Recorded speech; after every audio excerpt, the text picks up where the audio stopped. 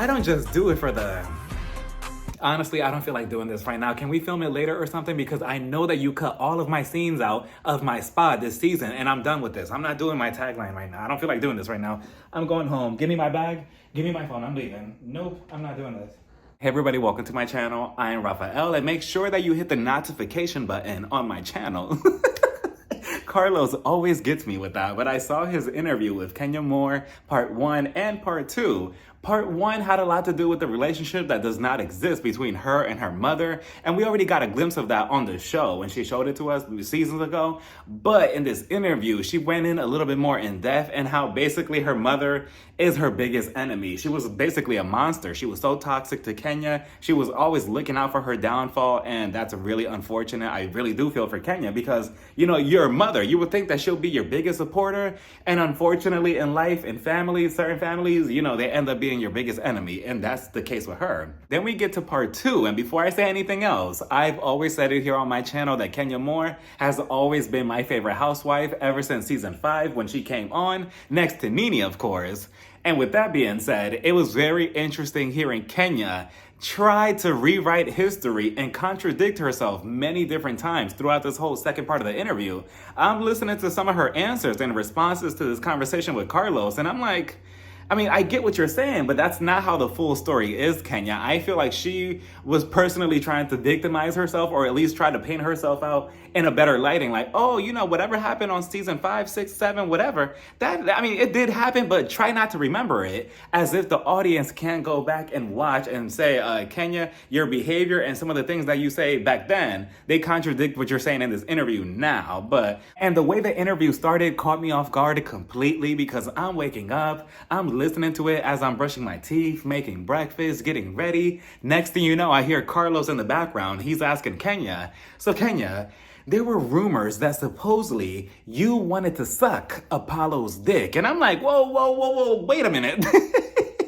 It's like 9 in the morning and I'm barely awake and I'm already listening to him asking Kenya about sucking dick. Like, excuse me.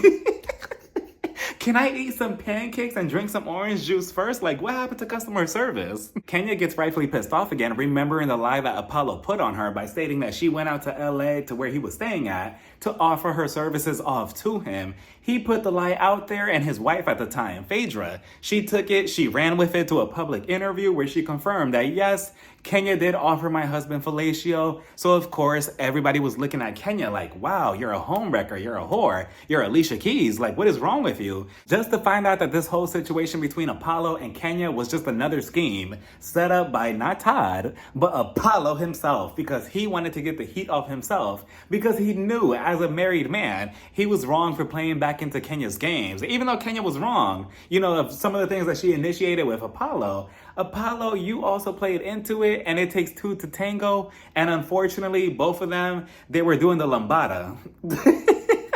And you know, so that's one thing about Phaedra I never understood, how she was so more upset with Kenya instead of her own husband, who should already know better, right? Like, he's married to you, yet he's going off with another woman. But again, she directed all her anger towards Kenya.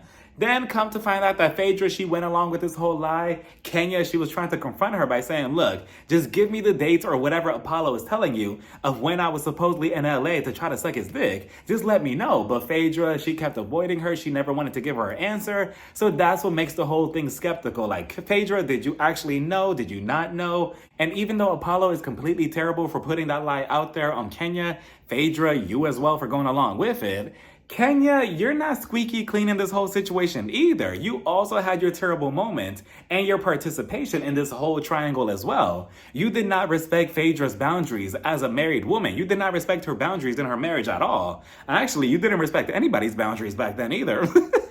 But, you know, regardless, you did not respect her at all. You know, we all remember her infamous confessional. Ooh, Apollo, he's kind of fine. Like, yeah, he was, but that's not the point. But, you know, then we all remember the Anguilla trip, the infamous Anguilla trip where Apollo, this is where he also participated in, inappropriately in front of his own wife. He picked up Kenya, he grabbed her by the ass cheek, he grabbed a good chunk of it, and he jumped into the pool with her, and they were both holding on to each other.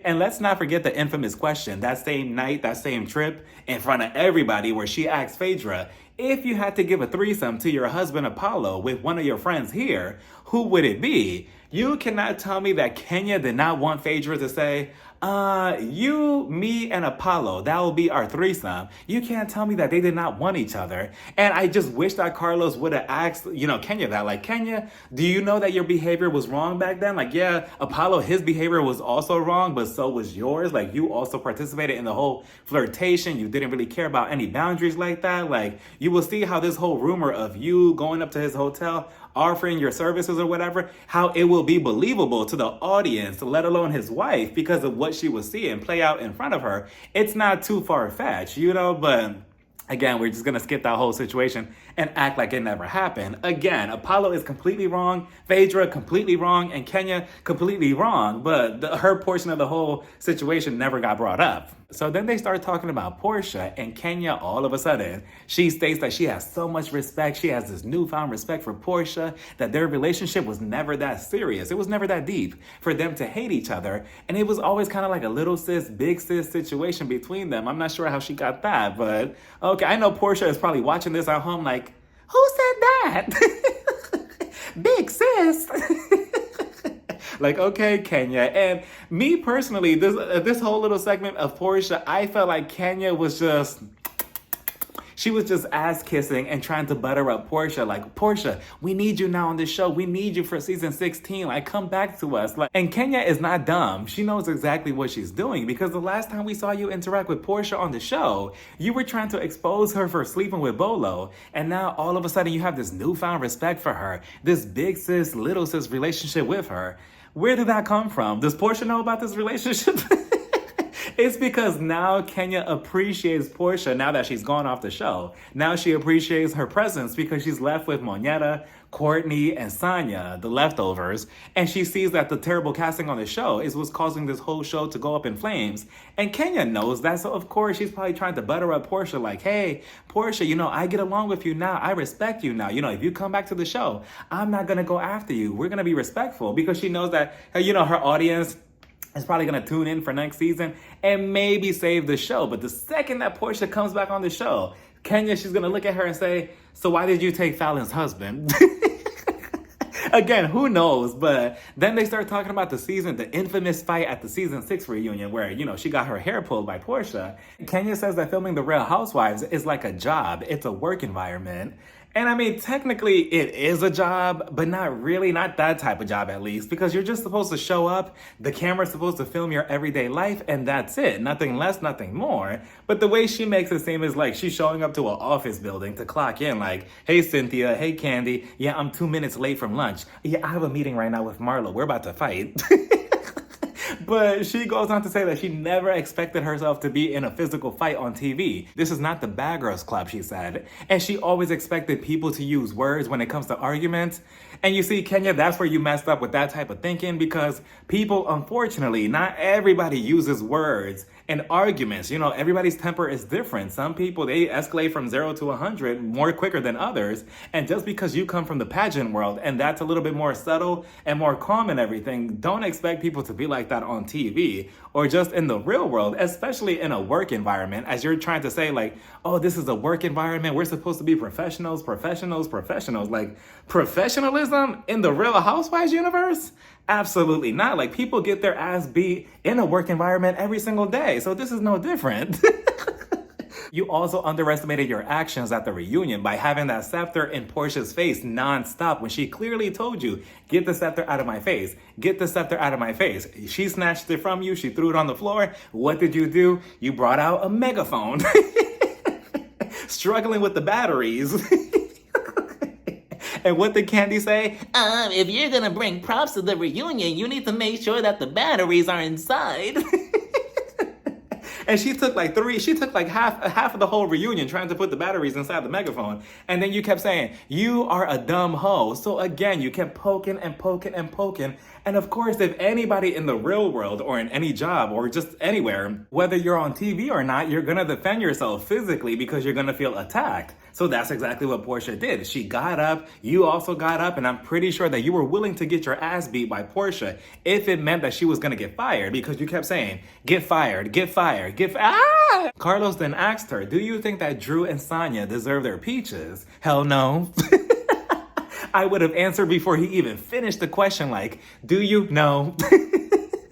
It's okay. You don't need to finish the question. I know what you're about to ask me. It's a hell no from me. But Kenya goes on to say that no, they don't deserve it because they didn't earn it the right way. Because in the first part of this whole interview, she told us that she actually had to audition, like this long process. They had her film like so many different scenes until she told production, okay, this is the last thing I'm filming. If you don't want me, it is what it is. I'm walking away and you're not allowed to use any of this footage that you filmed with me. And they eventually gave her a peach. But see, the issue is that used to be the old way of casting. Now they just pick a random woman who used to be married to a singer from 1952. They bring her on like, okay, let's see. You're gonna be eeny, meeny, miny, mo, catch a tiger by the toe. You're gonna be Candy's friend. Go.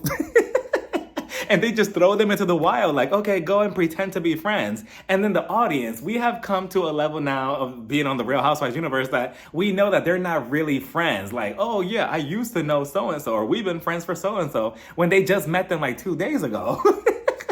I honestly feel like the last good casting that Bravo has done was Mia from Potomac, whether you hate her or like her or love her or indifferent. And I like Sonia, and I was actually rooting for her second season. But she's just kind of there, you know, she kind of just goes wherever the wind blows her. And Drew, I see potential in her, but then sometimes I don't see the potential. Like, it goes away and then it comes back. It goes away and then it comes back. So I see what Kenya is talking about regarding them. Now, this is where Kenya loses me again because she starts talking about Eva, a former housewife who used to be on for like 2 seasons. And then she starts hyping her up, saying that she's iconic, she's this, she was amazing at the season 12 reunion. You know, the one where they all zoomed in. And I'm like, wait a minute. No, she was not. Eva was getting torn to pieces at that reunion from Porsha. What did Porsha say? Shut up, bitch. Your titties are social distancing. And then Nene finished her off by saying, oh, when I was on top, you were still licking bottoms or something like that. It was like a wordplay on America's Next Top Model because that's where Eva came from. So, you know, I don't remember Eva having any type of iconic moments at that reunion or on the show in general. I personally never saw the hype for Eva. On America's Next Top Model, yes, but on this show, no. The next topic that Carlo brings up is Marlo, and whoo, Kenya. You know, I was just watching this whole 15-20 minute monologue of Kenya just slicing and dicing Marlo in half like this. Ooh, not the chairlift. Ooh. Like Kenya was pissed off, and I feel like this was basically like her resignation letter. Like this was her 2-week notice. Because I believe Carlo said, do you think that it was a mistake for Marlo to get a peach? Do you think that she's the one destroying this whole show? And Kenya actually says yes. And Kenya, how can you give all this power, all this credit over to one person on the show out of a cast of what, like 8 women? How can you give that much power to Marlo? Like, you mean to tell me that Marlo could single-handedly take down this whole show just by herself? I could have swore, Kenya, that you said that you were the moment. So jump into this situation and be the moment and try to save the show. Don't try to place all the blame on one person. You know, take accountability for your own actions. If anything, you're not participating at all. Like, you're so over the whole situation. Like I said before, you're following in Nene's footsteps of, oh, I don't want to give you a moment. Oh, I don't want to give you a moment. I don't want to do this. I don't want to interact with you. I'm just on the show just to exist. And that's that. Like Courtney, she's trying to, you know, activate you, as you say, which that also makes me cringe. Like how she says, you know, I need somebody to activate me. I need somebody to activate me. And it's just like the Real Housewives, whether it's Atlanta, Beverly Hills, New Jersey, whatever, it should not be all about activating somebody and getting somebody or provoking somebody to fight and argue. Like, it shouldn't be like that. Like, of course it's gonna come. But again, we're also here to have fun and laughs and all of this and all of that. It's not always about, oh, I need somebody to activate me. I need somebody to, you know, go against me. Then she explains why Marlo is a prime example of why you don't give a friend of a peach, because they come onto the show causing conflict with everybody, butting heads with everybody, making up scenarios and just drama. And I'm thinking, now wait a minute, Kenya. You know, let's rewind the time just a little bit back to season 5 when you came onto the show. Wasn't that exactly what you did as well? You came onto the show like a damn tornado, causing conflict with everybody, and that's why I fell in love with Kenya, because I always root for the villain. I think that they're so much more fun to root for and to watch, and Kenya has always been fun to watch. So that's exactly what you did. So now you're looking down at Marlo for taking a page out of your book. Like, again, it's just, whoo, just so hypocritical, and it's so crazy to say that, because Kenya will forever be my favorite. Regardless of what I say, but it's just like, come on now. And if anything, Marlo, she is saving the show, or at least what's left of the show, because whether you like her or not, she is hilarious, she is funny, her confessionals are funny, she's also delusional, and her scene with Scott Lee, with Scott Lee, with Scott Lee, when they went on their date, that is still, to me personally, that is still the best scene out of this whole entire season so far, and that's saying a lot. So Kenya, and then on top of that, she goes on to say, Marlo, she has this chairlift in the background of her house that nobody talks about. She doesn't explain, blah, blah, blah, which that to me, I don't know. I feel like it was kind of borderline like distasteful, because again, you don't know Marlo, or I know that she's given Marlo many opportunities to get to know her and stuff. And Marlo, you messed that up on yourself. So I don't blame, where Kenya is coming from to some extent, because Marlo, you did say, your mom would never love you. And after that, if I was Kenya, I would never, ever, ever, ever give you the time of day at all. So I could see why Kenya will feel the way she does about Marlo. That I understand. But, with the whole chairlift, I thought that was a little bit distasteful, because we don't really know Marlo's full life completely yet of who walks in and out of the house. And how she was saying, oh, it's probably the old white men, the same thing that they always say about Marlo. Oh, she's dating rich white men, rich white men, rich white men. What else? Like that's it? Like, okay, like what if she does have rich white men coming over to use the chairlift? What else? What about it?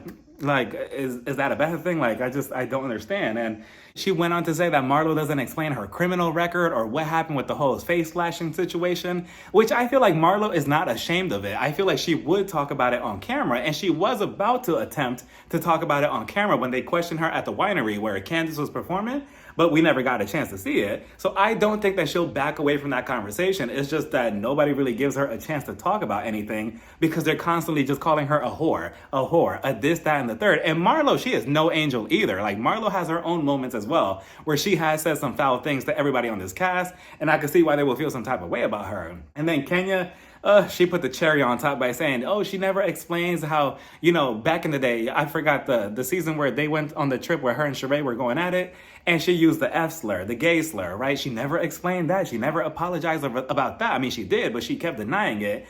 And Kenya, please let's not go there, because you were also very homophobic many times on this show. You, Sheree, I'm pretty sure everybody on this show has been homophobic at one point or another. You, Kim Field's husband, you kept saying, oh, I heard this about him. I heard that he was called Chrissy, etc., etc. And then your behavior towards Kim in general, that was just terrible right there. So again, you keep trying to paint yourself out to be this angel, this person that's, like Mother Teresa, when in reality, if anything, you and Marlo are almost kind of like identical in a way, or at least her coming onto the show is similar to how you came onto the show. But it was crazy to find out that all of her scenes involving her spa that she just opened were completely cut off the show this season, because I was just questioning in my last review, and now we know. And I wonder if production did it out of, pettiness, out of spitefulness, because they saw Kenya this season not being activated, as she likes to say, with anybody. She's just kind of there. She's bored. She's over the whole situation. Yet she wants to use this platform as a commercial for her spa. And they probably saw the whole situation like, I see what she's doing. No, we're not doing that, because if she's not giving us anything in return, then we're not going to promote anything of hers. So we're going to have to cut all of that, and it is what it is. She also feels that Marlo is being protected by production and the edit that they give her. That, I feel like I'm somewhere in the middle with that, because this past episode, I was thrown off how her foster care event just came out of nowhere in the middle of the episode, so I understand her with that. Then Carlos asked her, do you think that you're on the chopping block for next season? Yes. But Kenya, she gave a Nene Leakes answer by blaming the fans. She said, oh, well, I mean, the fans will want me back for next season. And I'm like, that wasn't the question.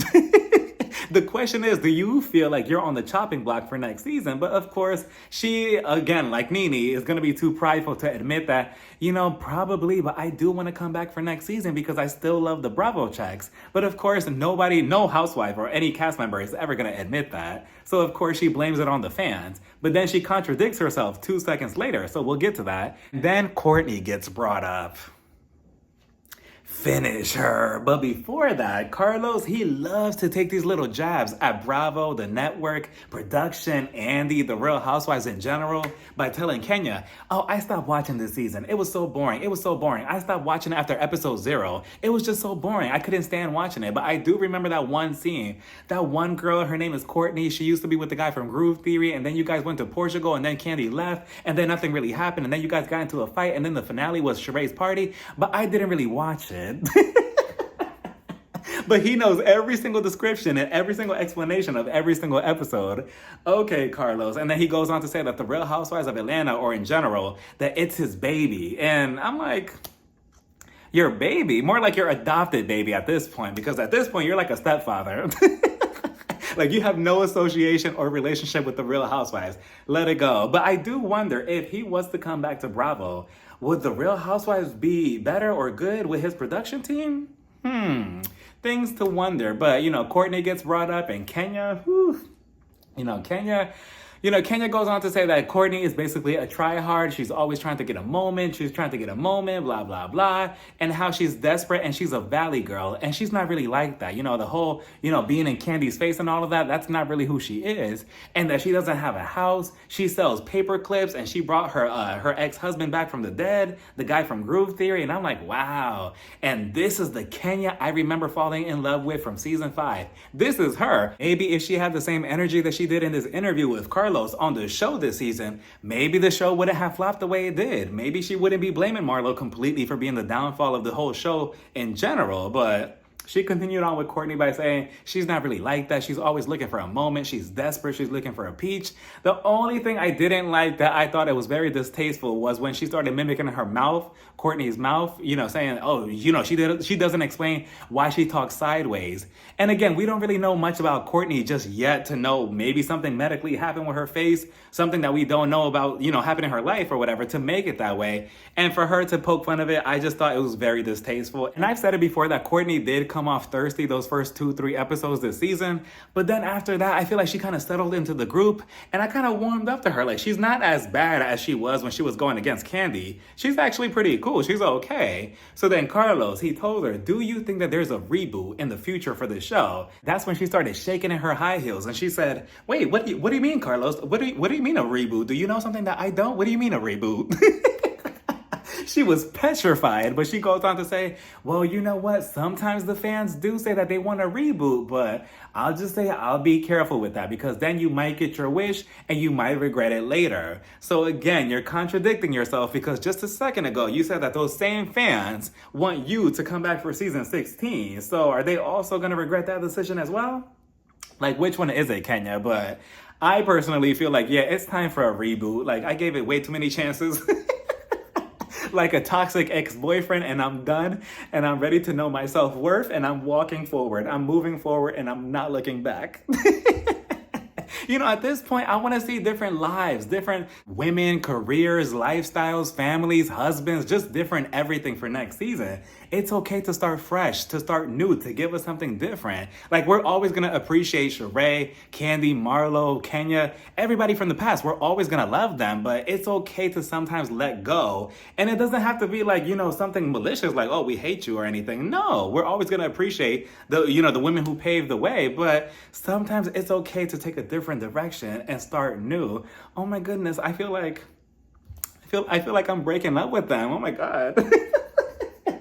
I don't know. It would be sad not to see Kenya, Candy, Sheree, or Marlo ever again. I mean, I'm pretty sure we'll see them on Ultimate Girls Trip, but I mean, I don't know. It would be bittersweet, but I think we're all strong enough to let go and to move forward, right? What do we think?